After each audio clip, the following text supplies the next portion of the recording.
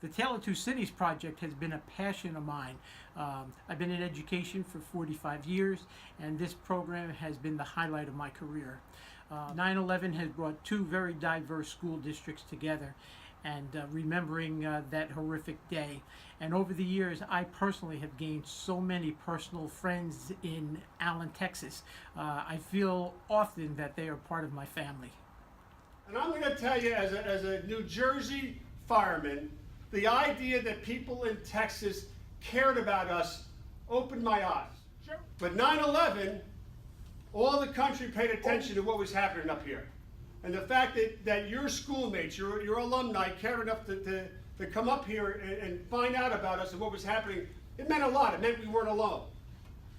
And now, 16 years later, you can see the same thing happening for your state.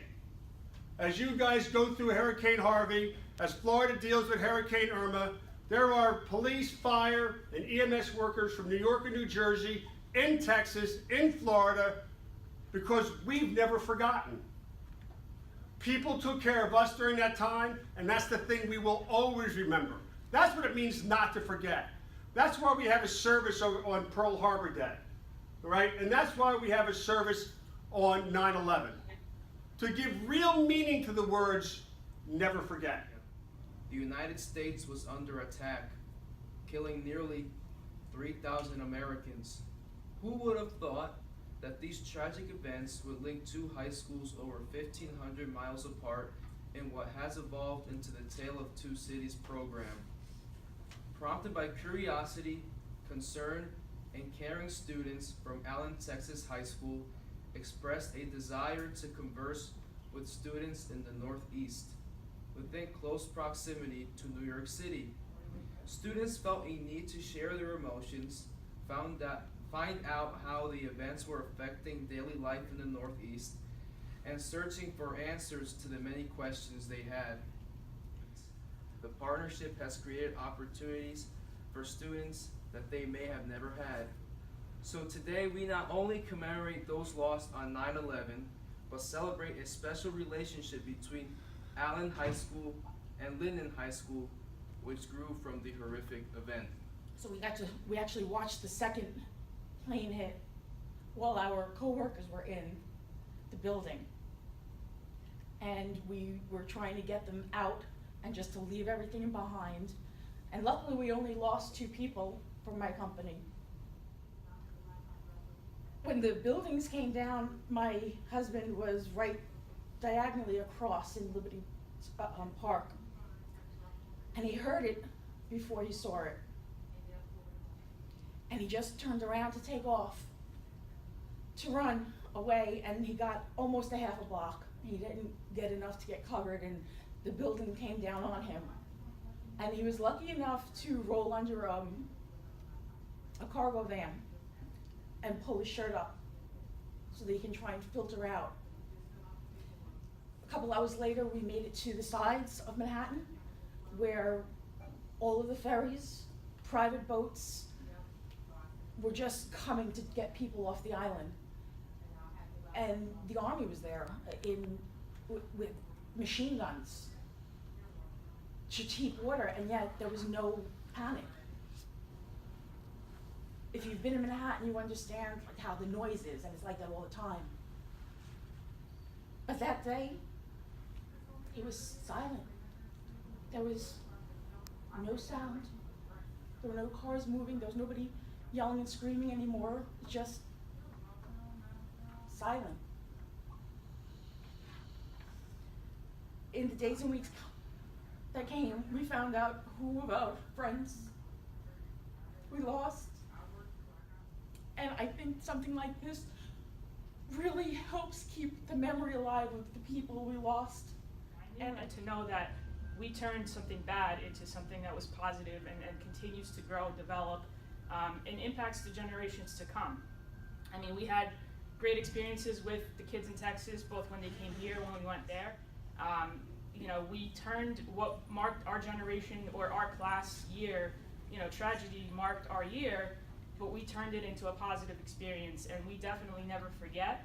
And it just brings me great pleasure to be here today and kind of sharing in all those memories and all the experiences that we've had.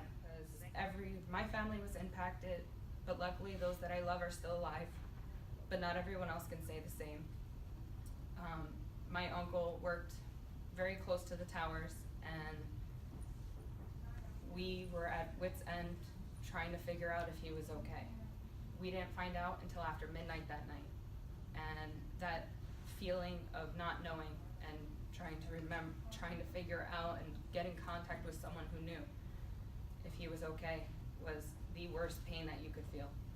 I think this is something, as we say, never forget, or things that we will never forget. Even you all who were not in school and maybe not necessarily recall what was happening at the time, through the work of programs like this, it keeps that memory alive. It keeps the spirit of that day alive. To see something that I was one of the beginning members of still flourishing and continuing to grow all this time later, I think really speaks to the partnership that has developed, but also the character of the leaders of both of the programs. So they should be applauded.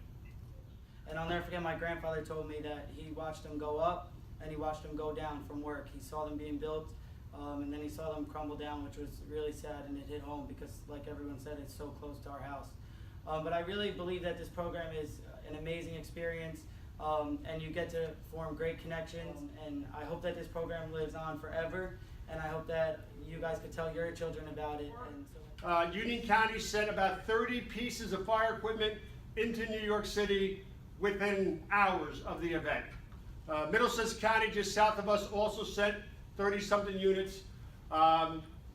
Some of those units went right to ground zero to help out some specialized rescue units. The rest of us covered Staten Island and covered parts of Brooklyn. And we stayed in those firehouses for about a week until New York City kind of started getting a grasp on what they were dealing with and could start manning their own firehouses. So the Linden Fire Department was in Brooklyn, on the other side of the Verrazano's-Narrows Bridge, and we were in that firehouse for that first week. And so we offered, and they accepted our help in taking apart all the fire apparatus and other vehicles to search for evidence. The very beginning, the first thing they were interested in were the orange boxes, the flight data recorders, or black boxes. But one of the side effects for us is, as we went through the fire apparatus, we were collecting personal belongings of these firefighters who had died at the World Trade Center. And it was at least some small gift, some measure of solace that we could give to some of those families, that we were able to collect these personal items and return them to those families. The Linden Fire Department, with some other departments, spent about 4 months at the landfill, working and helping them take this kind of stuff away. That relationship stands to today. We don't forget. We won't forget what anybody did for us that day, and I think that's probably the hardest thing to convey to somebody, especially through this technology. This is still a big part of who we are as firefighters.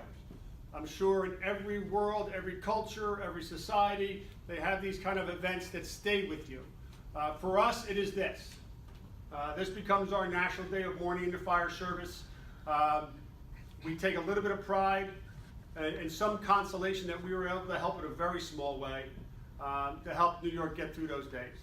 And that's really kind of how it is to be a firefighter who was this close to New York City.